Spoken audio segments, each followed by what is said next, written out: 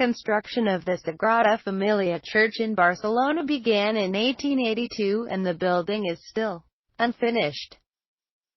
It was designed by Catalan architect Antoni Gaudí, but by the time of his death in 1926, it was only one-quarter complete.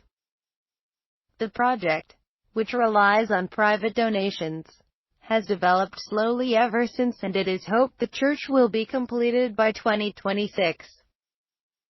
And as BBC Click's Spencer Kelly discovered, the 21st century technology of 3D printing is now playing a crucial role in ensuring this 19th century project will be completed.